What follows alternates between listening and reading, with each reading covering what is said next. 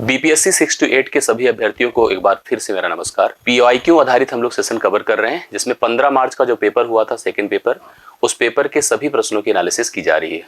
और complete analysis निश्चित तौर पर आपकी परीक्षा की तैयारियों में आपको बहुत हेल्प करती है। आप प्रश्न का नेचर समझ पाते हैं, पैटर्न, ट्रेंडिंग सब कुछ क्लियर कर पाते हैं और उसी हिसाब से अपनी प्रिपरेशन को प्लान कर सकते हैं। अब परीक्षा को लेकर के आपके सामने संभावनाएं थोड़ा सा मतलब अपडेट हो रही है। इस समय आपने देखा होगा कि आज भी एक नोटिस थी जिसमें परीक्षा अब जून में ना होकर के जुलाई में दिखेगी, तो मतलब समय है आपके पास और समय 4.0 के लिए भी है। फिलहाल अभी हम लोग प्रिपरेशन पे बात करते हैं, प्लान करते हैं। मैं आपको इस सेशन का ऑब्जेक्टिव बता देता हूं। यह सेशन 15 मार्च 2024 के पेपर जूनियर पेपर 6 to 8 का है। 21 से 40 तक के सभी प्रश्न हैं, अर्थात उस पेपर में जो अपना सब्जेक्टिव पार्ट था उसमें सभी 40 प्रश्नों की एनालिसिस आप कर रहे हैं, जिसमें कल हमने 1 से लेकर 20 तक के प्रश्नों को कवर किया था। आज हम 21 से 40 तक के सभी प्रश्नों को कवर करेंगे। आप सभी प्रश्नों की प्रॉपर एनालिसिस मेरे साथ करिए। लाइव सेशन है, मैं आपकी कमेंट्स को, मैं आपके एक्सप्रेशंस को देख रहा हूं।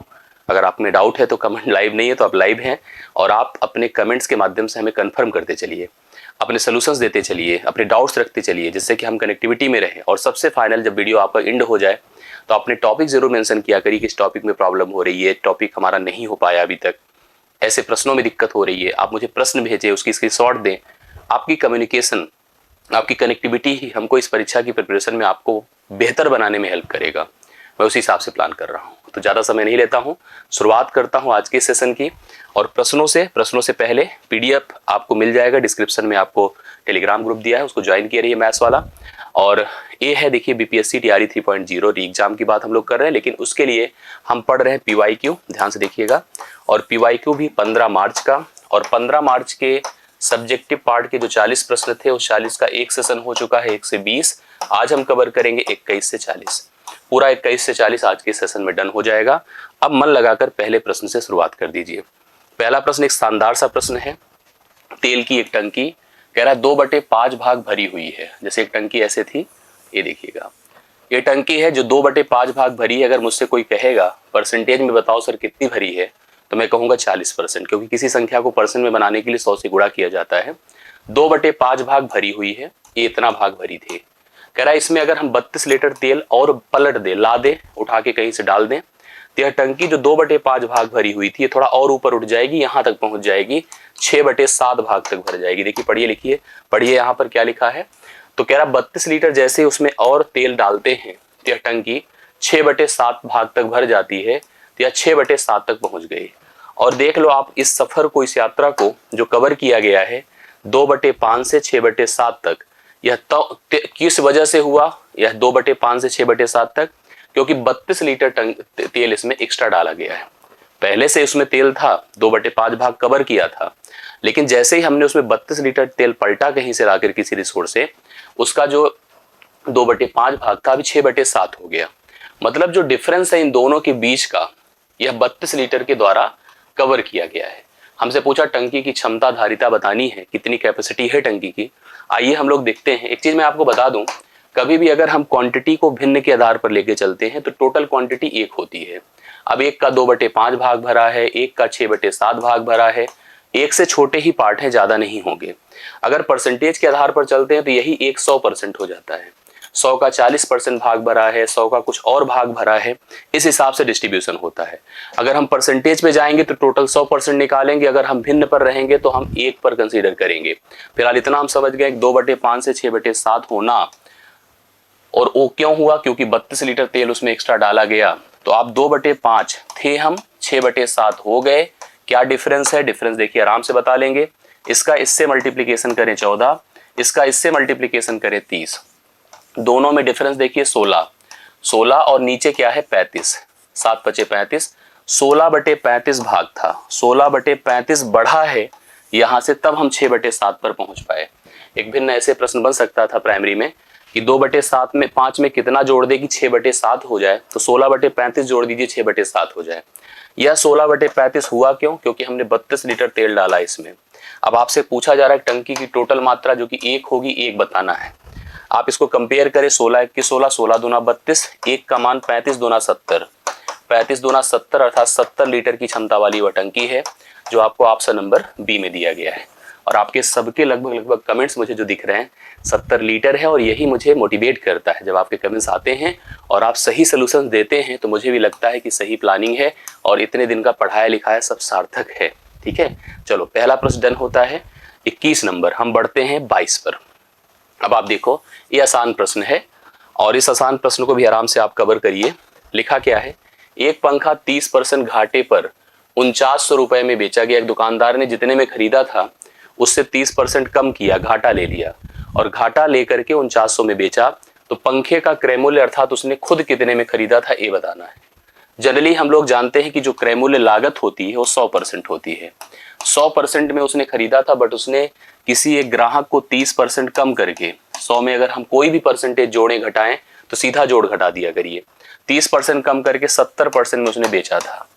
इस 70% का मूल्य था 4900 रुपए। आपसे क्रय मूल्य पूछ रहा है, इसका मान हमको बताना है। अब देखिए कैसे बता पाएंगे, तुलना कर दीजिए। क्रॉस मल्टीप्लिकेशन प्रोसेस होता है, ऊपर नीचे बगल बगल कट सके तो काटे, तिरछा बस केवल गुणे की प्लानिंग करें।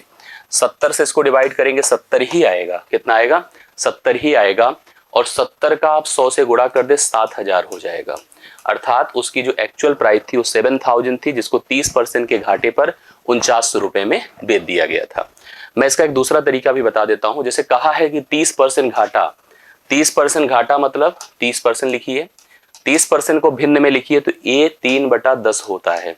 इसका अर्थ है कि 10 रुपए अगर उसकी प्राइस थी तो 3 की हानि हुई, ठीक है, और 10 में से अगर 3 घटा दे तो 7 रुपए में बेचा गया है। इस 7 का है विक्रय मूल्य, और इस 7 का मान एग्जैक्टली किसके बराबर है, यहाँ पर 4900 के बराबर है। 7 का मान 4900 के बराबर है, तो यहाँ पर उसकी कॉस्ट प्राइस 10 का मान क्या होगा, 7 से इसको डिवाइड करें, 7 7 49, 700 है, 700 को 10 से गुणा कर दें, 7000 उसकी प्राइस होगी, जो ऑप्शन नंबर सी में दिया गया है। आशा करता हूँ यह प्रश्न भी आपको एकदम क्लियर और अच्छे से विजुअल हुआ होगा, चीजें समझ में आई होंगी। अब अगले प्रश्न पर बढ़ता हूँ, क्वेश्चन नंबर 23, 23 नंबर पर पहुंचते हैं। ध्यान से देखिएगा, ये प्रश्न भी अच्छा है, चक्रवृद्धि ब्याज का क्वेश्चन है। एक मूलधन है, प्रिंसिपल, ठीक है, एक प्रिंसिपल है, 4% की ब्याज दर है, 4% की ब्याज दर है, 8% लिख दीजिए।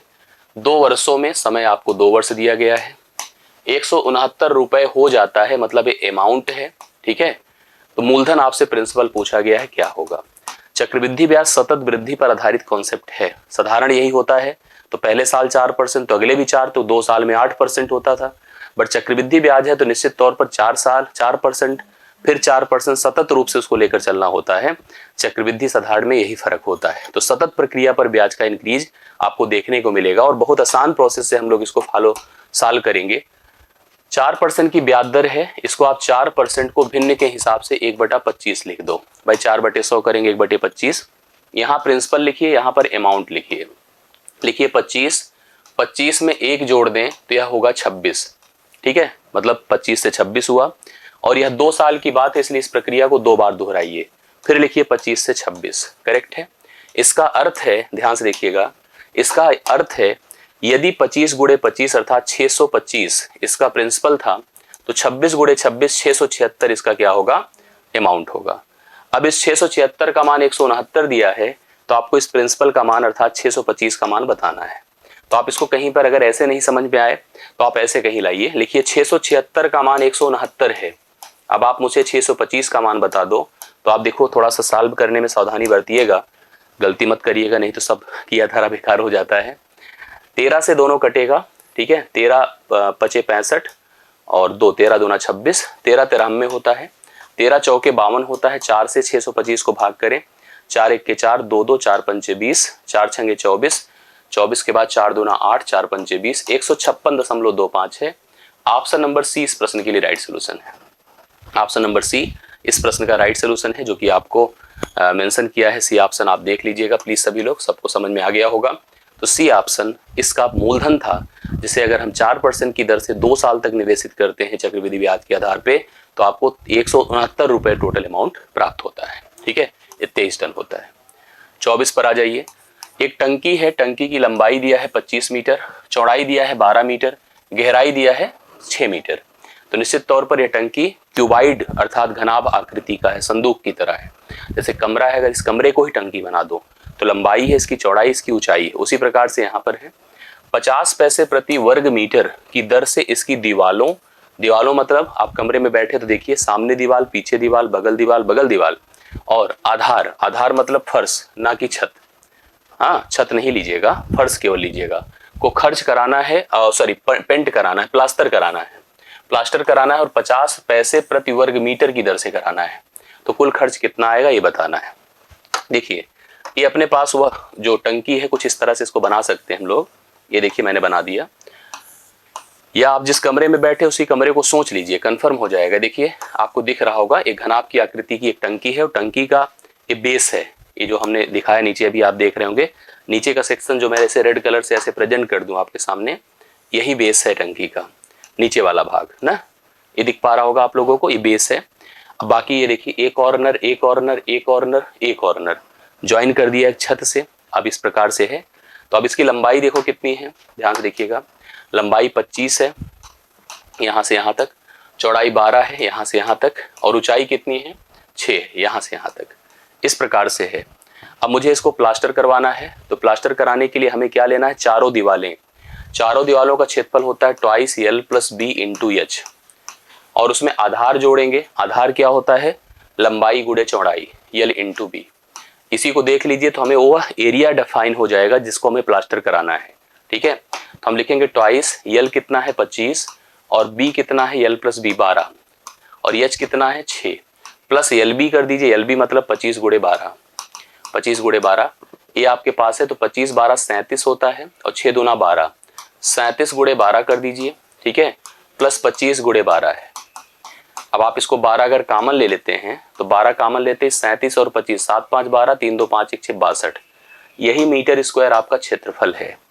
ये क्षेत्रफल है 12 × 62, गुणा मत करने लगिए। अब इसी को मुझे पेंट कराना है। मैंने अपने मिस्त्री को बुलाया और उससे पूछा कि भैया तुम पेंट कराने का क्या चार्ज लेते हो, तो उसने कहा 50 पैसा लेता हूँ, 1 मीटर स्क्वायर का 50 पैसा लेता हूँ। मेरे कहा कि मेरे पास इतना मीटर स्क्वायर है। बोलिए अब आप कास्ट क्या लोगे, तो कहेगा सर हमको टोटल कास्ट दे दो आप। ठीक है, जो टोटल कॉस्ट है वो अब जितना एरिया है 12 × 62, बस इसको मुझे 50 पैसे से मल्टीप्लाई करने दो। तो 50 पैसे मतलब 50/100 अर्थात 1/2 रुपए। 98 तो होता है, हाँ 1/2 कर दें। 2 छंगे 12 होता है, 6 दूना 12, 6 4 के 36 1 37, 372 रुपए टोटल लेगा और टंकी को आराम से पेंट करके चला जाएगा घर अपने। B option. तो बी ऑप्शन टंकी की पेंटिंग के लिए, उसकी फर्श ऊपर के भाग को नहीं पेंट किया, बस इतना ही किया। अगर हम उसके सभी भागों को पेंट करते, सभी भागों को, तो यही LB जो आपका यहाँ पर 12 × 62 था, इसको 2 बार मल्टीप्लाई करना पड़ता, मतलब वहां पर 12 से गुणा होना होता, तो फिर अलग अमाउंट आता। फिलहाल आपने देख लिया, राइट सोल्यूशन है। आप समझ सकते हैं कि यहाँ पर कैसे हुआ है, क्या नहीं हुआ, क्या करना था। तो हमने जैसे कहा था कि इसके दीवालों को और आधार को, आधार मतलब केवल बेस, अगर यही आधार और छत दोनों बोलता तब यही जो 12 × 62 ये जो आपका था, ये 12 × 25 था, ये 24 × 25 होता, और जब 24 × 25 होता तो यहाँ पर यह मान आपका 600 होता, और 600 में इसका गुणा करके जोड़ करके तब हम लोग आधे से मल्टीप्लाई करते। आशा करता हूँ समझ में आया होगा। ठीक है, बी ऑप्शन। चलिए अब इसी तरह से देखिए 3D फिगर पर या जो है एडवांस मैथ्स के सेक्शन से ऐसे प्रश्न आपको लगातार और ठीक ठाक संख्या में दिखते हैं आपके एग्जाम्स में। ठीक, क्वेश्चन है गोले का आयतन, गोला समझ रहे हैं, बॉल है जैसे आप गोला समझते हैं, गोले का जनरल स्ट्रक्चर सोचिए, गोला है। ठीक है, ये गोला है और इस गोले को ऐसे समझिए आप, ये गोला है ना, जो बॉल फुटबॉल होती है, बास्केटबॉल है, क्रिकेट की बॉल है, ये बेसिक गोला है। गोले का आयतन एक 6 सेंटीमीटर आधार और 24 सेंटीमीटर ऊंचाई वाले शंकु के समान है। एक कोन है ना, कोन ऐसे देखो, ये है, ये कोन है। कोन के बारे में क्या क्या डाटा है, क्या क्या इन्फॉर्मेशन है। इसका आधार 6 सेंटीमीटर है, मतलब इसकी रेडियस आधार की क्या है 6 सेंटीमीटर, और इसकी ऊंचाई कितनी है 24 सेंटीमीटर है। ये 24 सेंटीमीटर है। शंकु के आयतन के समान है, मतलब इसका जो वॉल्यूम होगा इसके वॉल्यूम के बराबर है। तो हमसे इस गोले का अर्धव्यास, अर्धव्यास का मतलब होता है radius, half diameter is called the radius. ठीक है, रेडियस पूछ रहा है। ठीक, इसकी रेडियस हमने देखो r बना दिया। अब दोनों के अगर हमें आयतन का सूत्र नहीं पता है तो हम नहीं कर पाएंगे, और मुझे तो पता है, आशा करता हूँ आपको भी पता होगा। 4/3 लिखो, πr³ करो, ठीक है, बराबर 1/3 करो πr²। नियम क्या होता है देखो, लिख देता हूं एक बार, × h कर दें, करेक्ट। इस आर में फर्क है, इस ध्यान रखिएगा, नहीं तो काटने लगी यहीं से। 4/3 करें पाई आर क्यूब करें बराबर 1/3 करें पाई करें आर की जगह 6 करें, 6 का वर्ग गुणे एच मतलब 24 करें। अब आप सोल्यूशन कर डालिए, देखिए कैसे होगा। सबसे पहले देखो पाई पाई से गया, 3 3 से गया, यहाँ पर 4 है, 4 छंगे 24 होगा, और ये होगा आर क्यूब बराबर 6 का क्यूब, तो आर का मतलब सिंपली 6 होगा, मतलब इसकी जो त्रिज्या आएगी 6 आएगी। बट प्रॉब्लम क्या है, यहाँ पर 6 किसी ऑप्शन में है ही नहीं है, तो भाई बीपीएससी तो है ही है, उपर्युक्त में से कोई नहीं, साफ साफ जब मेंशन कर रहा है तो उसका उपयोग तो रहेगा ही रहेगा। इस प्रश्न के लिए 25वें के लिए राइट सोल्यूशन आपका ई ऑप्शन है, इनमें से कोई इस प्रश्न का उत्तर नहीं है।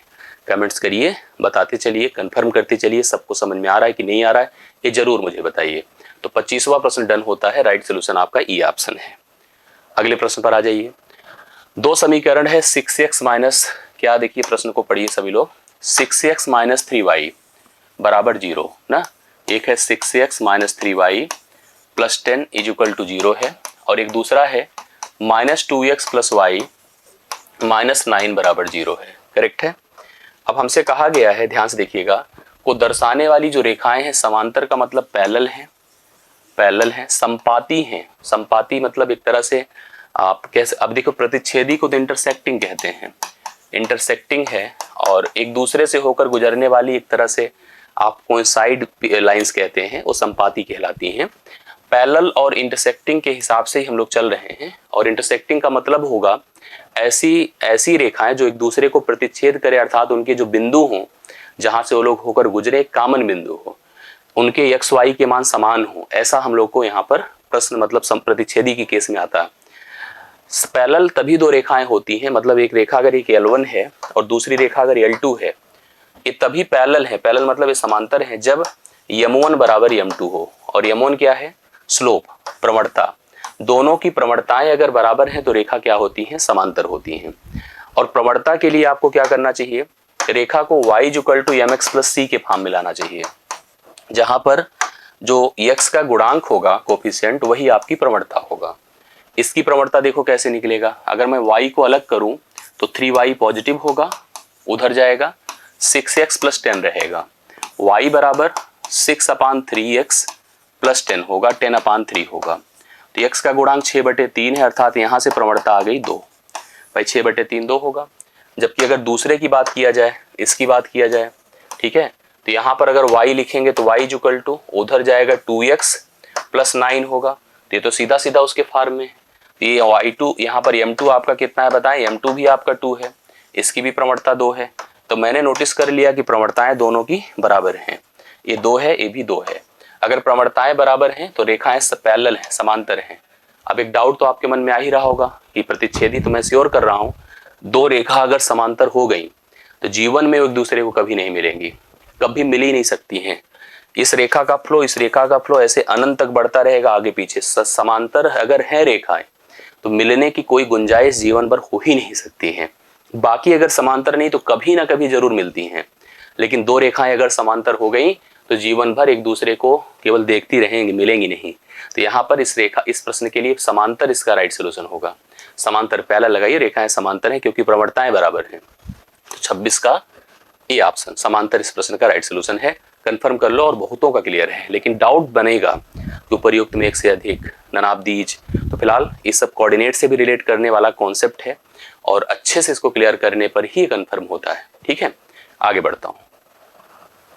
राम बहाव के साथ, जैसे अगर पानी का फ्लो है, पानी का फ्लो, तो पानी के फ्लो की अपनी स्पीड होती है, और अगर कोई नाविक, कोई तैराक, कोई जो है मोटर बोट इसकी दिशा के साथ चलती है तो वह उसका प्रभाव उपयोग में ला सकती है, मतलब यूज कर सकती है। जैसे इसके प्रभाव की गति अगर x है प्रवाह की, और इस राम की या कोई पर्सन हो जिसके नाविक हो, तैराक हो, मोटर बोट हो, अगर इसकी स्पीड की गति सपोज करो, अगर इसको हम लोग कह दे सपोज करो y है, और इसकी स्टिल वाटर में स्पीड x है शांत जल में, तो अगर प्रवाह के साथ चलेगी तो स्पीड यहाँ पर u equal to x plus y होगा।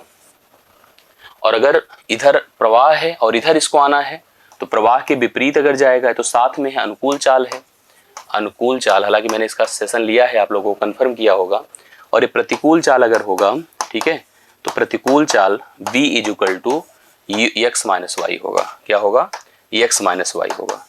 अनुकूल x प्लस वाई होगा, प्रतिकूल x माइनस वाई होगा। अब देखो क्या लिखा है, राम अगर बहाव के साथ जाते हैं तो 2 घंटे में 20 किलोमीटर, अर्थात अनुकूल चाल हो जाएगी u बराबर 20/2। 20/2 का मतलब हो गया 10 किलोमीटर प्रति घंटा, 10 किलोमीटर प्रति घंटा। और बहाव के विपरीत अर्थात प्रतिकूल चाल 2 घंटे में 4 किलोमीटर, तो यहाँ पर प्रतिकूल चाल v बराबर 4/2, क्योंकि चाल बराबर आप सबको पता है क्या होता है, चाल बराबर दूरी बटा समय। ये दूरी थी या समय था, भाई speed is equal to distance upon time, सबको पता है। तो हमने अगर 20 किलोमीटर तय किया है और 2 ही घंटे में, तो मेरी अनुकूल चाल है 10 किलोमीटर प्रति घंटा। और अगर जब मैं विपरीत चलने लगा तो 2 घंटे में 4 किलोमीटर तय कर पाया, तो मैंने लिखा 4/2 अर्थात 2 किलोमीटर प्रति घंटा। और मैं आपको बता दूं, अगर आपको अनुकूल चाल पता है u, ठीक है, जो कि 10 है, और प्रतिकूल चाल पता है v जो 2 है, और ऐसी केस में अगर हमसे कहता, प्रश्न पूछो, देखो देखो क्या लिखा है प्रश्न में, बहाव की गति, धारा की गति पूछा है। अगर हमसे नाविक की गति, मोटरबोट की गति, नाव की गति पूछता तो u प्लस b/2 करते, और अगर धारा की गति पूछा है u माइनस b/2 करेंगे। ठीक है, ये y का मान होगा u माइनस b/2 अर्थात 10 माइनस 2/2। 10 माइनस 2 8/2 होगा, 8/2 का मतलब 4 किलोमीटर प्रति घंटा बहाव की गति है। ठीक है, अगर यहीं पर नाव की गति या राम की गति पूछा होता तो 10 2 12/2 होता, 6 मतलब एक तरह से 12/2 6 किलोमीटर प्रति घंटा हो जाता। तो राइट सोल्यूशन यहाँ पर सी ऑप्शन है, आप सभी लोग लगाएं। 27वां आपका डन होता है, करेक्ट। 28 पर आइए, ये हमने कल इस पर भी शायद एक क्वेश्चन लिया था एक प्रश्न और, के किस मान के लिए एक समीकरण कैसा है, द्विघात। ये आपका द्विघात समीकरण है, क्वाड्रेटिक इक्वेशन के समान मूल होंगे, इक्वल रूट होंगे। इक्वल रूट का कॉन्सेप्ट आपको पता है कि अगर कोई quadratic equation ax² plus bx plus c बराबर 0 है, और ऐसी कंडीशन में अगर बात करता हूं मैं इक्वल रूट की, ठीक है, किसकी, इक्वल रूट की। इक्वल रूट क्या होता है, तब होता है जब d बराबर 0 हो। d मतलब डिस्क्रिमिनेंट अर्थात विविक्तिकर 0 हो, और d का मान होता है b² माइनस 4ac बराबर 0 कर दीजिए। इसके लिए सबसे पहले जो इक्वेशंस दिया है उसको आपको कंपेयर करना पड़ेगा ax² plus bx plus c बराबर 0 से, जिससे कि हम abc की वैल्यू बता लें आपको। ठीक है, चलिए बताइए कैसे निकलेगा। ये समीकरण आपका कितना है, 2x² प्लस kx प्लस 3। तो यहाँ पर x² का गुणांक a है, a बराबर 2 हुआ, x का गुणांक k है तो b बराबर k हुआ, और इसका मान c है, c बराबर 3 हुआ। उठा के सब्स्टिट्यूट करिए तो b² मतलब कितना, b का सेंस कितना है, k²। अब इसका मतलब आप समझ लो कि b² बराबर 4ac लिख सकते हैं, एक ही बात हो गई ना। या ऐसे देखो, पहले एक स्टेप लिख ही लो, b² बराबर 4ac होगा फॉर इक्वल रूट। b की जगह आप k रखो, k², 4a की जगह 2 रखो, और c की जगह 3। तो एक तरह से हो गया k² बराबर 4 दूना 8 त्रिक 24, और k बराबर अंडर रूट 24। अंडर रूट 24 का मतलब कितना, 2 दूना 4 दूना 8 त्रिक 24 ना, कितना हो जाएगा, 2 दूना 4 दूना 8 त्रिक 24। पेयर बनाई, इसका बन गया, एक निकला, ये रह गया, √6 हुआ, 2√6 होगा, k का मान 2√6 होगा। इसके लिए इस समीकरण के मूल आपके इक्वल होंगे, बराबर होंगे। ठीक है, द्विघात समीकरण के मूल के इक्वल होने का कॉन्सेप्ट होता है विविक्तिकर अर्थात d बराबर 0 हो जाए। ठीक, तो d बराबर 0 के लिए रूट इक्वल होते हैं। तो 28 नंबर डन होता है। आ जाइए 29 पर, इसको देखिएगा, क्वेश्चन क्या है, cos² 17 degree minus sin² 73 degree का मान हमसे पूछा है। कॉम्प्लीमेंट्री रिलेशंस है, आप सबने पढ़ा होगा, क्या पढ़ा होगा ध्यान से देखिएगा। जैसे sin theta is equal to cos 90 degree minus theta. अब रिवर्स भी हो जाएगा कि cos थीटा अगर यहीं पर लिखें sin 90 डिग्री माइनस थीटा हो जाएगा। जैसे sin का cos के साथ होता है कॉम्प्लीमेंट्री रिलेशंस, उसी तरह से tan का cot के साथ होता है, tan का cot के साथ होता है, sec का cosec के साथ होता है। तो tan 90 minus theta cot theta, cot 90 minus theta tan theta, sec 90 minus theta cosec theta, cosec 90 minus theta sec theta. इतना ध्यान रखिएगा। अब इसी पर हम लोग आते हैं, जैसे इसको क्या लिख सकते हैं, इसको हम लिख सकते हैं cos² 90 डिग्री माइनस 73 डिग्री। मैंने कोई परिवर्तन थोड़ी कर डाला, देखो भाई घटा दी 17 ही तो हो जाएगा ना। और कॉस में भी देखो कॉस कॉस था, बस इस थीटा को मैंने परिवर्तित करके 90 माइनस 73 कर दिया। और माइनस कितना है अपने पास, साइन स्क्वायर 73 डिग्री। अब देखिए क्या परिवर्तित होकर आएगा, कॉस 90 डिग्री माइनस थीटा, यहाँ पर क्या है cos 90 degree minus theta, sine theta होता है, तो मैं इसको लिख सकता हूँ साइन स्क्वायर 73 डिग्री, माइनस यहाँ भी क्या है sine square 73 degree. Same value जब घटेगी तो जीरो ही तो होगी ना घट करके, तो जीरो होना तय। सी ऑप्शन इसका राइट सोल्यूशन आएगा।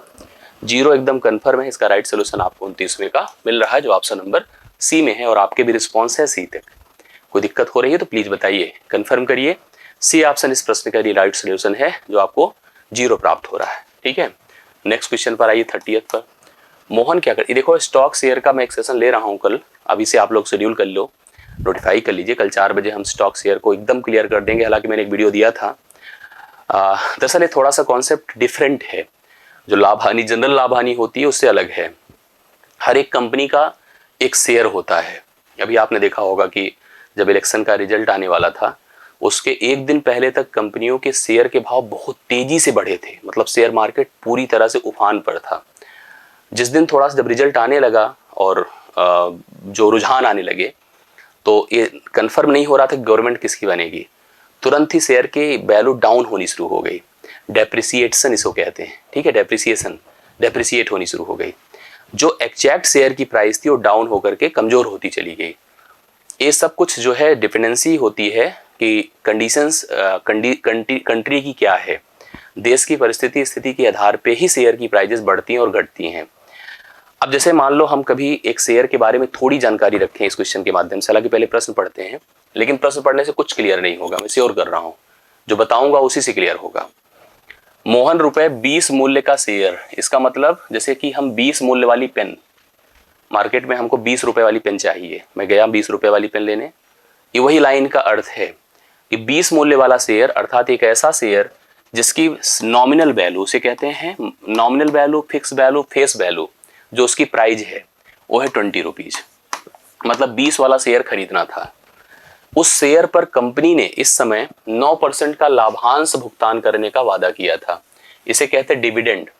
जब कंपनी अपने शेयरों पर, उसको कंफर्म कंपनी ने कर दिया कि मुझे इस प्रोडक्ट पर प्रॉफिट हुआ है, तो उसने कहा कि ओवरऑल मुझे 9% का प्रॉफिट है, तो हम प्रत्येक शेयर पर 9% का प्रॉफिट प्रत्येक ग्राहक के लिए डिक्लेयर करते हैं। ठीक है, तो 9% का जो लाभांश है एक कंपनी ने डिविडेंड के रूप में दिया है, लेकिन ये 9% का लाभांश कंपनी का है जिसको ग्राहक को दिया गया है, बट ग्राहक ने क्या भुगतान किया है उसके आधार पर ग्राहक को लाभ होगा। हमने तो देखो शेयर की प्राइस भले 20 रुपए है, बट इस समय शेयर की खूब डिमांड है, शेयर की प्राइजेस बढ़ गई हैं, 25 से 30 हो गई हैं, 40 हो गई हैं, तो मैंने इस शेयर को जाके उस समय खरीदा जब इसकी प्राइस बढ़ी हुई थी, या घटी भी हो सकती है, कभी कभी प्राइजेस घट जाती तो हम खरीद लें, दोनों चीजें होती हैं। तो अब जो शेयर की प्राइस होती है मार्केट में उसके आधार पर शेयर खरीदा जाता है। ठीक है, जितने में अवेलेबल होगा, बढ़कर होगा या घटकर होगा। जैसे मैंने कहा ना कि गवर्नमेंट के बनने के रुझान नहीं थे तो शेयर की प्राइजेस डाउन हो गई थी, जो 20 वाला शेयर 10 का हो गया, 8 का हो गया। और अगर कंपनी जब देखती है कि कंट्री के हालात बड़े अच्छे हैं, कोई लड़ाई बार नहीं है, बड़ा स्मूथ और पीसफुल एनवायरनमेंट है, हर चीज को जब यहाँ पर लॉन्च किया जाएगा उससे फायदा ही फायदा है, यहाँ की इकोनॉमिकल कंडीशन बड़ी अच्छी है, तो उस शेयर की प्राइजेस बढ़ जाती हैं, ऑटोमेटिकली बढ़ जाएगी, क्योंकि उनको पता है कि हमको फायदा होगा यहाँ पर। तो ये डिपेंड करता है कि हम जब शेयर खरीद रहे हैं तो शेयर की प्राइजेस जो कि 20 की थी एग्जैक्टली अभी कितना है, उसी के भाव से हम खरीदेंगे।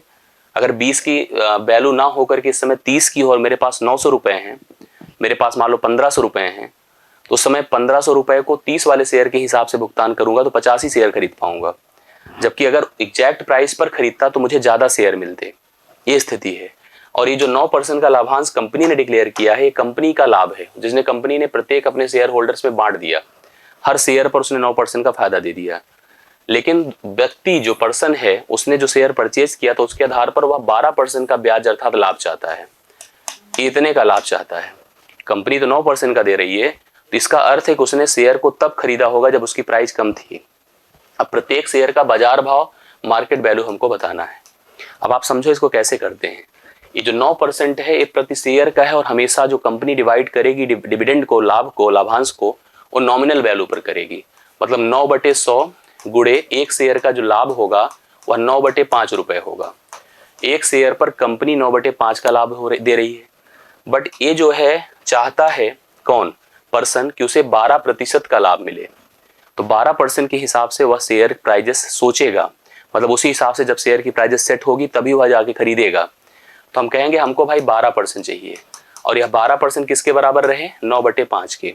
फिर लाभ तो वही मान है एक शेयर का, लेकिन वो जो 9% उसका है, ये चाहता है कि मेरे लिए वो 12% हो। तो अब इसने कितना लगाया था एक शेयर के लिए, वह होगा 100%।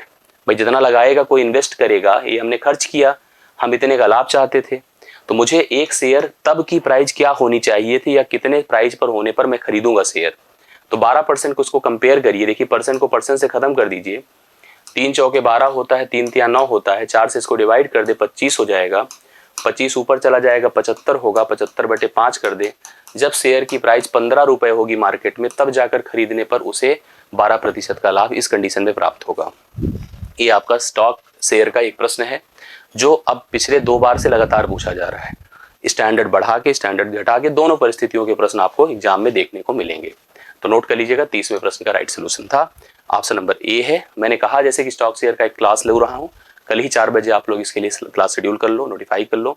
मैं कल इसकी क्लास एक अच्छी शानदार सी करा दूंगा, ठीक है। चलिए आगे बढ़िए। एक संख्या को जब 342 से भाग कर रहे थे तो 47 शेषफल आ रहा था। यह दूसरी संख्या को 19 से भाग किया जाए तो शेषफल क्या आएगा।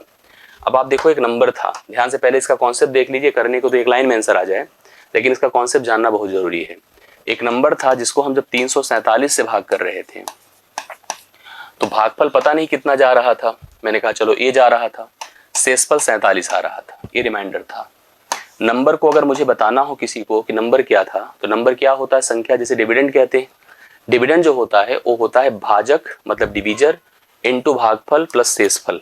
तो मैं नंबर लिख सकता हूँ n बराबर 347 गुणे ए प्लस रिमाइंडर मतलब 47। 347 नहीं भाई, ध्यान दीजिएगा 42 है ना, ये 42 है। 342 ए प्लस 47 ये नंबर है। अब कह रहा है इस नंबर को आपको भाग किससे करना है, इस नंबर को आपको भाग करना है 19 से। किससे करना है, 19 से। तो 19 से भाग करने पर शेषफल क्या आएगा, मैंने इसको 19 से भाग किया, तो अपने पास है 342 ए प्लस 47 डिवाइड बाई 19। मैंने देखा कि ये दो पदों में बटा हुआ है, एक पद अलग है एक पद अलग है।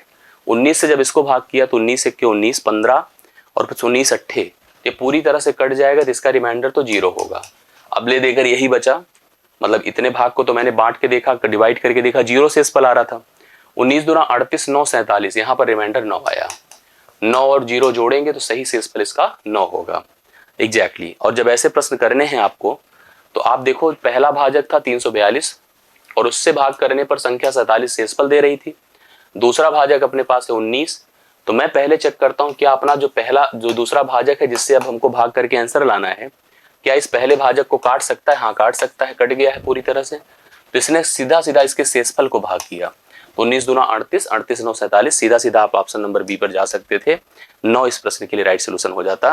तो ऐसे प्रश्नों पर ध्यान दीजिए, ठीक है, कंफर्म करिए, और विश्वास है कि 31वां नंबर भी आपको अच्छे से क्लियर हुआ होगा। ठीक, आगे बढ़ता हूं। एक चतुर्भुज है का क्षेत्रफल, चतुर्भुज अब कैसा है आई डोंट नो, बट चतुर्भुज है। अब चतुर्भुज थोड़ी देर में डिक्लेयर भी हो जाएगा, हालांकि चतुर्भुज के कई अप्रोच होते हैं। एक 14 सेंटीमीटर अर्धव्यास, अर्धव्यास फिर से मतलब रेडियस वाले वृत्त, वृत्त मतलब सर्कल के क्षेत्रफल के समान है। एक सर्कल था इस तरह से, सर्कल का सेंटर था, उसकी रेडियस थी, हाँ रेडियस थी, और रेडियस कंफर्म है 14 है। कह रहा है कि एक चतुर्भुज था। चतुर्भुज के बारे में थोड़ा सा पढ़ने पे ही कंफर्म होगा, अभी क्लियर नहीं हो रहा है। चतुर्भुज का जो क्षेत्रफल है 14 सेंटीमीटर अर्धव्यास अर्थात 14 सेंटीमीटर की रेडियस वाले एक वृत्त के क्षेत्रफल के समान है यदि चतुर्भुज की चौड़ाई, यदि चतुर्भुज की चौड़ाई 22 है, ठीक है, कितनी है 22 है, चतुर्भुज की चौड़ाई 22 है, तो इसकी लंबाई बताओ। तो कंफर्म है कि चतुर्भुज अब रेक्टेंगल है। क्या है, रेक्टेंगल है अर्थात आयत है। तो आयत का जो क्षेत्रफल होता है वह लंबाई गुणे चौड़ाई होता है, और यह लंबाई गुणे चौड़ाई जो आयत का क्षेत्रफल है, जो आयत का क्षेत्रफल है वह बराबर है इस वृत्त के क्षेत्रफल के, और वृत्त का क्षेत्रफल होता है पाई आर स्क्वायर। पाई मतलब 22/7, आर गुणे आर 14 गुणे 14, ठीक है, 14 गुणे 14, तो 7 दूना कर दें 14, ठीक है, 22 कर दे 22 से खत्म, यल बराबर 14 दूना 28, अर्थात चौड़ाई इसकी कितनी हो जाएगी, लंबाई इसकी 28 मीटर सेंटीमीटर होगी। जो चतुर्भुज है अगर वह आयत है तो उस केस में इसकी लंबाई 28 मीटर सेंटीमीटर हो रही है, क्योंकि इसका क्षेत्रफल वृत्त के क्षेत्रफल के बराबर है। और क्लियर हो गया होगा, विश्वास है कि आपको चीजें समझ में आई होंगी। ठीक है, चलिए 32 डन होता है। अब आते हैं हम 33 पर। एक अर्धवृत्त है, अर्धवृत्त मतलब सेमी सर्कल है। अब देखो सेमी सर्कल कुछ ऐसे होता है, ऐसे, ठीक है, ये अर्धवृत्त जैसे आपने देखा होगा, एक होता है प्रोटेक्टर, ठीक है, प्रोटेक्टर होता है ना उसके आपके ज्योमेट्री बॉक्स में, उस टाइप का ही है। इसका सेंटर है और पूरा सर्कल नहीं है, अर्धवृत्त है, तो अर्धवृत्त की तरह बना भी है। देख रहे हैं आप लोग कि जो परिधि है, परिधि पूछा है, परिधि इसका सरकमफेरेंस पूछ रहा है, अर्थात एक तरह से परिमाप पूछ रहा है। यदि अर्धवृत्त का अर्धव्यास, अर्धव्यास का मतलब रेडियस, ऐसे हिंदी में लिखा रहेगा, रेडियस क्या है, रेडियस जो है 196 वर्ग मीटर क्षेत्रफल वाले एक वर्ग की भुजा के आधे के बराबर है। इसका जो रेडियस होगा ना, रेडियस क्या होगा, एक हमारे पास वर्ग है, वर्ग की जो भुजाएं मान लो a है, तो वर्ग का क्षेत्रफल a स्क्वायर 196 है, तो जो वर्ग की भुजा होगी ना उसके आधे के बराबर इसका रेडियस है। तो पहले वर्ग की भुजा, वर्ग का क्षेत्रफल a स्क्वायर होता है, भुजा का स्क्वायर, a स्क्वायर बराबर अगर 196 तो a बराबर 14 हो गया, a बराबर 14 है। तो इसकी जो रेडियस होगी, इसकी जो रेडियस होगी कितना होगी, 14/2 मतलब 7 होगी। कितना होगी, 7। इसकी रेडियस 7 है, ये भी देखो 7 है। अब हमसे क्या पूछा है, हमसे पूछा है कि हमें इसकी परिधि बतानी है, परिमाप बताना है। तो परिधि मतलब एक प्रकार जैसे अगर ये मान लो पूरा सर्कल होता तो पूरे सर्कल की परिधि 2πr होती है, लेकिन हम इतना ही ले रहे हैं तो यह πr है, बट a और a भाग जुड़ेगा मतलब 14 और जुड़ जाएगा। तो यहाँ पर देखिए πr का अर्थ क्या होगा, 22/7 गुणे 7, ये खत्म हो गया, ये 22 बचा केवल, और 7 7 14 है, तो 22 + 14 कर दीजिए, ये 36 हो जाएगा। कितना हो जाएगा, 36। अब आप ध्यान से एक बार देखिएगा, अर्धवृत्त की परिधि हमसे पूछा था, अर्धवृत्त की परिधि यहाँ पर अपने पास इस हिसाब से देखा जाए तो 36 है। जैसे अगर बहुत सारे लोग गलत यहाँ पर सोचेंगे और 2πr लगाएंगे तो 2 गुणे 22/7 गुणे 7 करने पर 44 आएगा। 44 लगा भी सकते हैं, ऐसी बात नहीं है, बट 44 गलत हो जाएगा क्योंकि ये वृत्त नहीं है, ये अर्धवृत्त है। और अर्धवृत्त की जो परिधि होगी, परिधि का मतलब लेंथ ऑफ बाउंड्री, परिमाप, तो 7 अगर रेडियस है तो 7 7 14, और ये भाग कितना πr, πr का मतलब 22/7 गुणे 7 22, 14 22 में जुड़ेगा तो 36 ही आना चाहिए। तो 36 है नहीं तो हम लोग ई ऑप्शन पर जाएंगे। ठीक है, कंफ्यूजन के लिए 44 रखा है लेकिन 44 गलत हो जाएगा, ध्यान रखिएगा इस बात को। ऐसे प्रश्न आपको छोटे से ही हैं लेकिन कंफ्यूज कर देते हैं, तो विश्वास करिए और इसको अच्छे से इस तरह से तैयार करिए, और ऑप्शंस भी आपके दिख रहे हैं। ठीक है, अब अगले प्रश्न पर आता हूं। एक पिता की आयु बेटे की आयु को 6 गुना है। देखो एज रिलेशन का जब भी कोई प्रश्न आएगा 2-3 बातें क्लियर कर लीजिए। 3 केस में रिलेशंस होते हैं, वर्तमान, पहले और बाद। और उसके बाद देखो यहाँ पर कभी भी जैसे जो हमारे पास इंफॉर्मेशन दी जाती है वह इंफॉर्मेशन हमेशा वर्तमान पर आधारित होती है। जैसे लिखा है पिता की आयु बेटे की आयु की 6 गुना है, पिता अपने बेटे का क्या है, 6 गुना है, ये कंफर्म करिए। 4 साल बाद, 4 साल पश्चात पिता की आयु बेटे की आयु की 4 गुना होगी। पिता की उम्र बेटे की उम्र की क्या होगी, 4 गुना होगी। बेटे व पिता की वर्तमान उम्र हमको बतानी है, कितनी हो जाएगी, बेटे व पिता की वर्तमान उम्र हमको बतानी है। देखिए हम लोग वर्तमान लिखते हैं, वर्तमान, वर्तमान में यहाँ पर पिता है और पुत्र है। ठीक है, तो पिता 6 है और बेटा क्या है, 1 है, ये रेशियो है। 4 साल बाद देखो क्या होगा, 4 साल बाद क्या होगा, 4 साल बाद पिता अपने बेटे का 4 गुना होगा, 4:1 होगा। ये देखिए इस तरह के जब प्रश्न आते हैं और हमसे पिता की उम्र और बेटे की उम्र पूछा है, फिलहाल सीक्वेंस ध्यान दीजिएगा, पुत्र और बेटे, पुत्र और पिता। देखिए बेटे व पिता की उम्र पूछा है वर्तमान वर्षों में। ऐसे प्रश्न मैंने एज रिलेशन वाली क्लास में हमेशा कराए, जब हमको 2 अलग अलग लेवल मतलब एक वर्तमान और एक बाद, और बाद भी कितना, 4 साल बाद, हमें आयु का अनुपात पता हो। हालांकि करने को आप ऐसे भी कर सकते हैं कि मानो इसकी उम्र यहाँ 6x है, इसकी उम्र 1x है, 6x में 4 जोड़ दें, 1x में 4 जोड़ दें, बराबर आप 4:1 कर दें, x का मान आ जाएगा। और x का मान जब आएगा तो आप उसको 6 से गुणा करके पितृ और 1 से गुणा करके पुत्र की उम्र निकाल सकते हैं, पिता और पुत्र की उम्र निकाल सकते हैं। बट मैं इसका एक तरीका बताता हूँ। जब भी कभी अलग अलग लेवल पर आपको रेशियो दिया जाए तो आप देखा करिए गैप कितना है, यहाँ से यहाँ तक पता चला 4 का है। रेशियो का गैप देखिए, रेशियो का गैप 6 से 4 है, 1 से 1 है। क्या रेशियो का गैप भी बराबर है? जब एज का गैप सेम है तो रेशियो का गैप भी सेम ही होना चाहिए, लेकिन है नहीं ऐसा। इधर 6 से 2 घटकर 4 हो रहा है, 1 तो 1 के बराबर ही है। तो हम लोग को रेशियो का गैप भी सेम करना होगा। कैसे देखिएगा इसके लिए तरीका, क्योंकि हम सबको पता है कि चाहे जो हो या ना हो, अंतर आयु का हमेशा बराबर रहता है। पहले जितना था किसी की आयु का अंतर, आज भी उतना ही अंतर रहेगा, आगे भी उतना ही अंतर रहेगा। अंतर देखो इसका 3 है और इसका कितना है 5 है।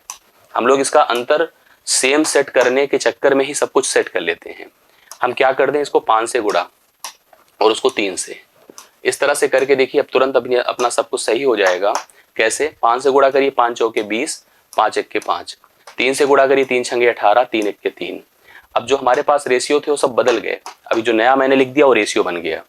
18 से 20 कितना बढ़ रहा है? 2। 3 से 5 कितना बढ़ रहा है? 2। अब एज गैप अगर 4 था दोनों का, तो रेशियो गैप भी 2 2 हो गया, बराबर हो गया। अब 2 की तुलना तुरंत 4 से कर दें, 1 बराबर 2 होगा। अब वर्तमान पे चलिए और बेटे और पिताजी की उम्र निकालिए। तो वर्तमान में देखो ये लेना है डेटा, पता चले 1 और 6 लेने तक खत्म हो जाए। ठीक है, तो बेटा है 3 का, पुत्र है देखो सन है 3, तो 3 बराबर 6 साल।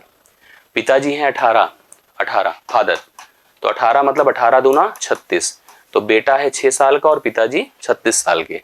तो यहाँ पर ऑप्शन नंबर देखो बी हो जाएगा। बेटा 6 है और पिताजी 36 साल के हैं। ऑप्शन नंबर बी इस प्रश्न के लिए जो 34 नंबर है उसका राइट सोल्यूशन यहाँ पर बी ऑप्शन है। 6 और 36 नोट करें आप सभी लोग। ठीक, आगे बढ़ता हूं। एक समचतुर्भुज के कर्ण मतलब विकर्ण की लंबाई 16 है और 12 है। समचतुर्भुज पहले जान लीजिए, रोम्बस। ठीक है, रोम्बस है एक ऐसा चतुर्भुज जिसकी सभी भुजाएं बराबर होती हैं, ये सब बराबर होती हैं। और जो विकर्ण होते हैं एक दूसरे को समकोण पर समद्विभाजित करते हैं। ये विकर्ण एक दूसरे को समकोण पर समद्विभाजित करते हैं। ठीक है, ये है विकर्ण। भुजाएं हमेशा बराबर होती हैं।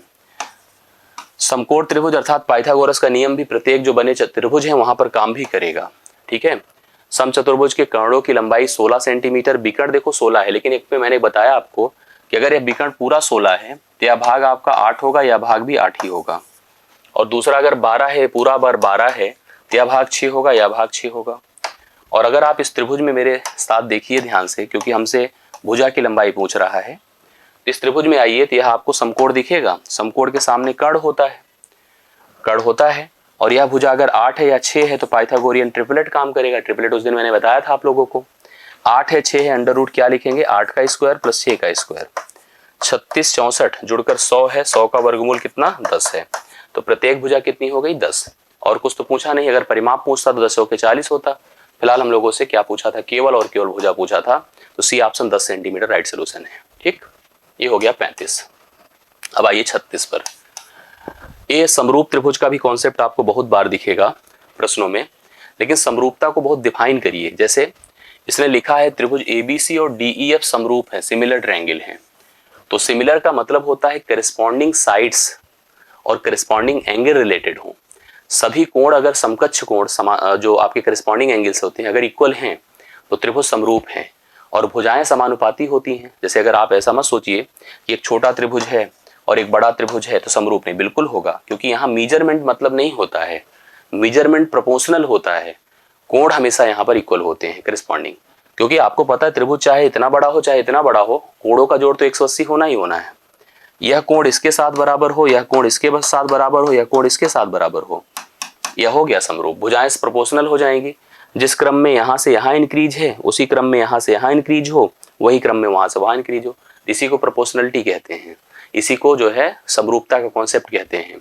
अब अगर हमने आपको कहा है कि त्रिभुज एबीसी और त्रिभुज डीईएफ, एक प्रश्न तो आपके यहाँ ये बन जाता है कि कभी कभी अलग अलग मेजरमेंट देख करके कहा जाता है कि कौन त्रिभुज किसके समरूप है, और उसमें डायमेंशंस वही रहती हैं। एबीसी उसमें भी रहता है, डीईएफ उसमें भी रहता है, मतलब ए बी सी 3 वर्टिसेस उसमें भी, 3 ही वर्टिसेस डीईएफ वहां भी, बट सीक्वेंस बड़ा फर्क मायने करता है। पता चला एबीसी डीईएफ के समरूप नहीं, डीएफई के समरूप है, तो करेस्पॉन्डिंग का रोल बहुत बड़ा होता है। अगर इसने समरूप कहा है तो निश्चित तौर पर ए बराबर होगा डी के बी बराबर होगा ई के और सी बराबर होगा एफ के। तो आप त्रिभुज को कुछ ऐसे बना सकते हैं, ध्यान से देखिएगा। ये अपना ए बी सी है, ये अपना डी ई एफ है, जैसे बोला वैसे बना दीजिए, डी ई एफ है।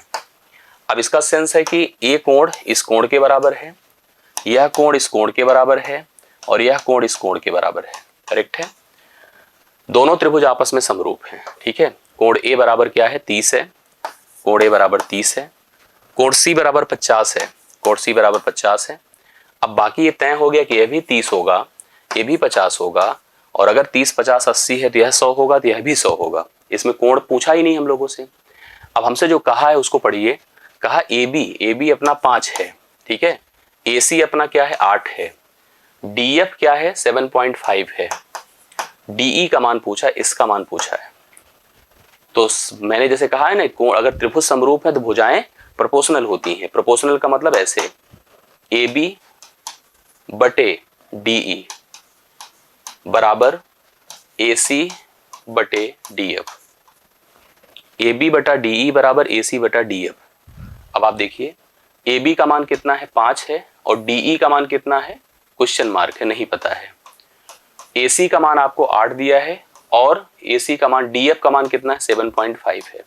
ठीक है, तो आप इसको समझ गए होंगे। नहीं, हम गलत लिखे हैं शायद। जैसे डी एफ आपको दिया है ना, हमने यहाँ पर जो बनाया है, ए बी बराबर 5 है, करेक्ट लिखा मैंने, ए सी बराबर 8 भी सही लिखा, डी एफ बराबर 7.5 भी सही लिखा, और हम लोगों से डीई का मान पूछा है। डीई का मान पूछा है तो हम लोग इसको कैसे सेट कर सकते हैं, देखिए ध्यान से।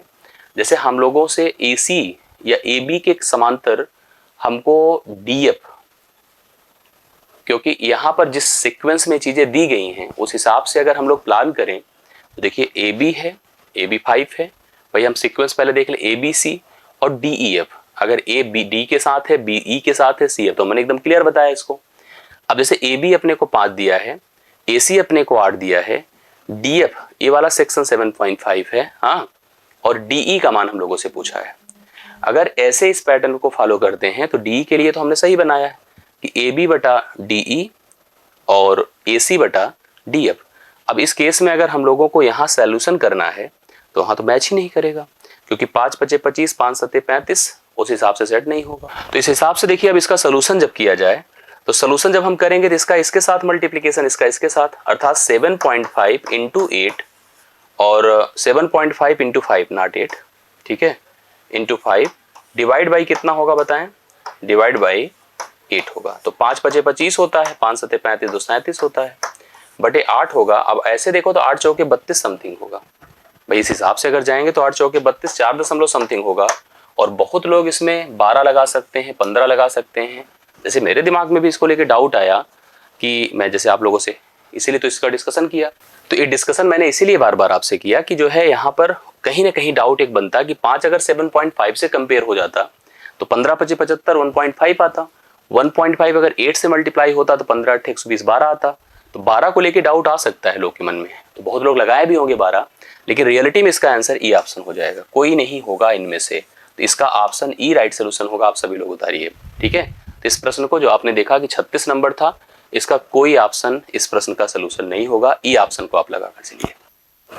तो आइए अब हम पहुंचते हैं क्वेश्चन नंबर 37 पर। सभी लोग ध्यान से देखिएगा, क्वेश्चन क्या है।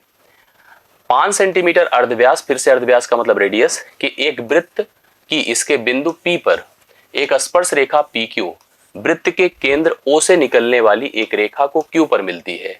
OQ बराबर 12 है, तो आपको PQ की लंबाई बतानी। सबसे पहले आ जाइए सर्कल पर। सर्कल का सेंटर है, ध्यान दीजिएगा, सर्कल का सेंटर है और सेंटर इसका O पर है। तो लिखा है 5 सेंटीमीटर अर्धव्यास मतलब रेडियस, अर्धव्यास का मतलब क्या होता है रेडियस, ठीक है। अब रेडियस इसकी कितनी है, कहीं से भी उठा लीजिए, देखिए मैंने लिखा 5।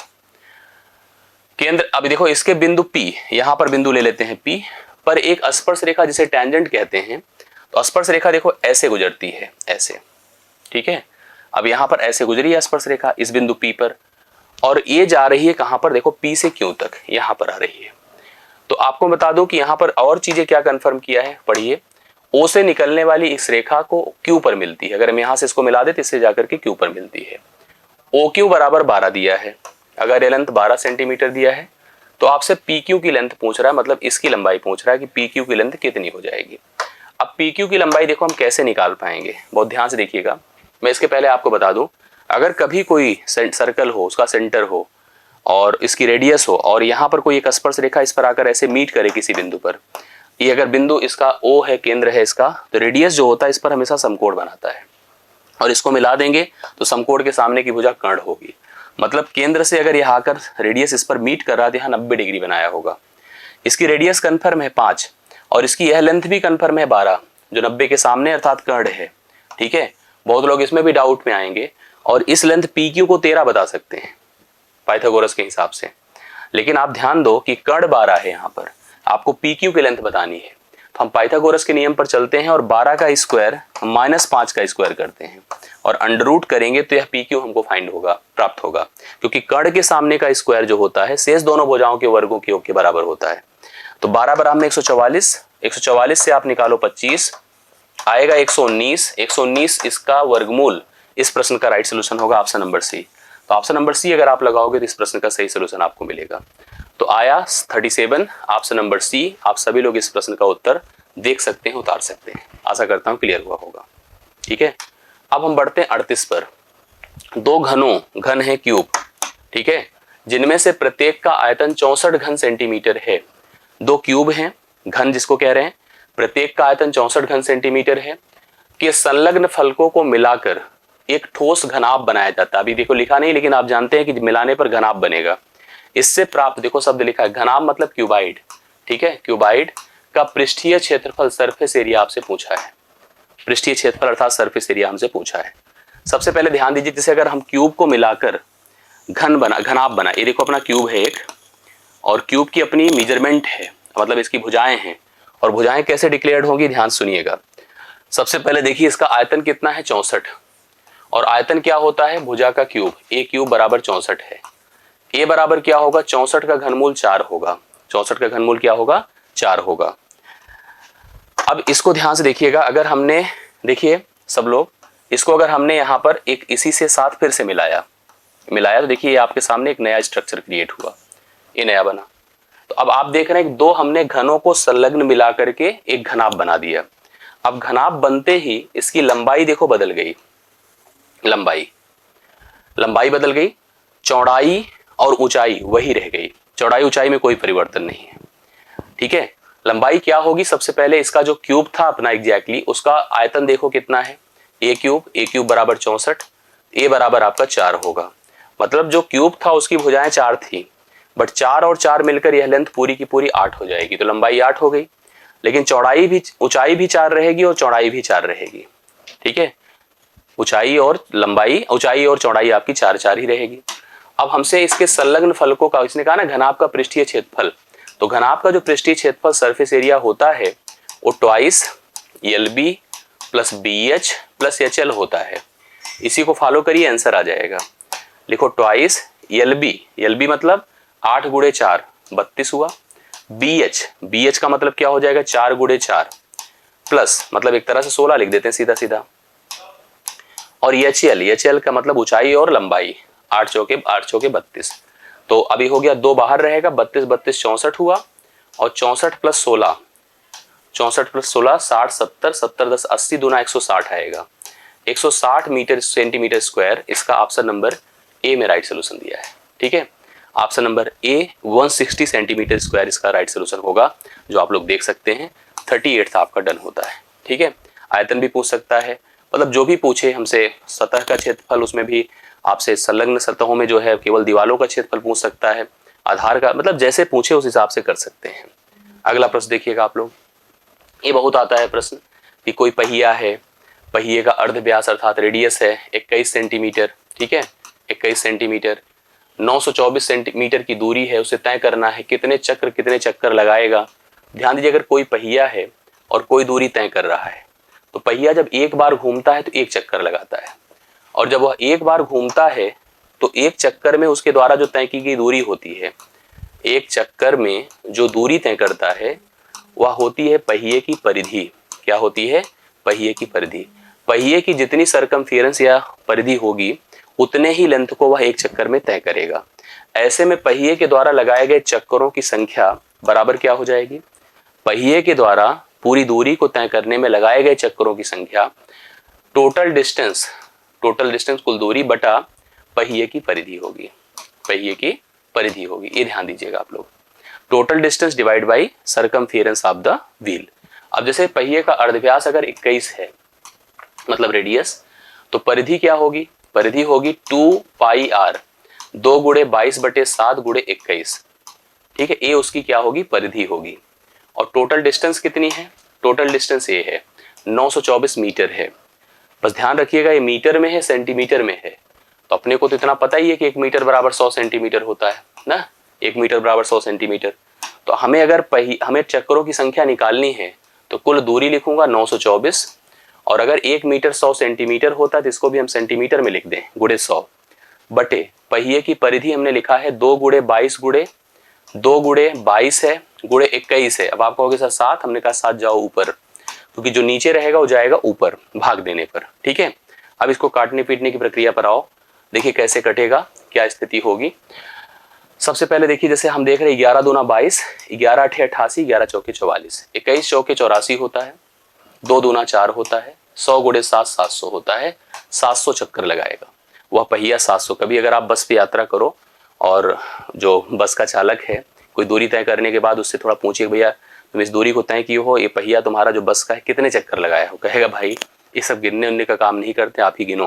लेकिन आप कॉन्फिडेंस में बता सकते हो, कहोगे मैं मैजिक करके बता सकता हूँ कितने चक्कर लगाया है। गलत नहीं बताओगे, आपको दूरी बतानी है और पहिए का सरकमफेरेंस दे दे या रेडियस दे दे या डायमीटर दे दे, जो भी दे दे आप तुरंत बता सकते हो। लास्ट क्वेश्चन हमारे इस पार्ट का हम लोग कवर हैं, इसको ध्यान से देखिएगा। क्रमशः 6 सेंटीमीटर, 8 सेंटीमीटर, 10 सेंटीमीटर अर्धव्यास, फिर से आपके पास अर्धव्यास मतलब रेडियस, ठीक है, कि धातु के 3 गोले हैं, छोटे छोटे गोले हैं, 6 सेंटीमीटर, 8 सेंटीमीटर और 10 सेंटीमीटर। इन तीनों को पिघला दिया गया, ठीक है। इनकी रेडियस देखो, गोले हैं सब छोटे छोटे, ये गोला था, ये भी गोला था, ये भी गोला था, ठीक, ये सब गोले थे। इन सबको पिघला दिया गया, ठीक है। पिघला करके एक बड़ा गोला बनाया गया, देखो पिघलाकर एक ठोस गोला बनाया जाता है। अब जो हमारे पास गोला बना इसकी अर्धव्यास मतलब इसकी रेडियस हमसे पूछ रहा है, मतलब एक कैपिटल आर पूछ रहा है। एक बात ध्यान दीजिएगा, कभी भी अगर हम धातु की वस्तुओं को पिघलाकर नई शेप या नई संरचना करते हैं तो आयतन पे कोई फर्क नहीं आता है। इसका सेंस हो गया कि इनके जो आयतन होंगे B1, इसका B2, इसका B3, तीनों का जोड़ B के बराबर होगा, इसके आयतन के बराबर होगा। और आयतन क्या होता है हम सबको पता है, 4/3 पाई आर क्यूब, इसकी रेडियस है 6, 6 का क्यूब करिए, 4/3 पाई 8 का क्यूब, ठीक है, 4/3 पाई 10 का क्यूब बराबर 4/3 पाई आर का क्यूब, करेक्ट है ये। अब हम सबको पता है कि 4/3 पाई, 4/3 पाई, 4/3 पाई, 4/3 पाई खत्म, तो 6 का क्यूब 216 है, 8 का क्यूब 512 है, 10 का क्यूब 1000 है, बराबर आर का क्यूब है 1500 2 17 1728 है, 1728 बराबर आर का क्यूब। इतना तो मेरे को पता है कि 1728 किसका घन होता है, आर बराबर क्यूब रूट ऑफ 1728। 1728 भाई याद है अपने को 12 का होता है, 12 का घन होता है, तो 12 सेंटीमीटर इसकी रेडियस होगी। जो आप नया गोला बना रहे हैं तो 12 सेंटीमीटर आप लगा दो, इस प्रश्न का राइट सोल्यूशन। तो ये कंप्लीट होता है सेशन, पूरे 40 प्रश्न डन। और सभी प्रश्नों को आप तैयार करिए, रिवाइज करिए, पैटर्न समझिए और फिर प्रैक्टिस पर आइए, ठीक है। तो अभी मेरी तरफ से इतना ही आज के लिए। सभी लोग अपनी प्रिपरेशन कंटिन्यू रखिए, तैयारी अच्छी रखिए, मेरी तरफ से भी प्रयास आपको दिखता रहेगा। बाकी मुलाकात अगली क्लास में होगी, अभी के लिए इतना ही। बहुत बहुत धन्यवाद, थैंक यू सो मच। अच्छा लगा हो तो वीडियो को लाइक जरूर कीजिएगा, शेयर जरूर कीजिएगा, और अगर आपको जो डाउट है उसको कमेंट से जरूर हमें बताइएगा। Thank you so much.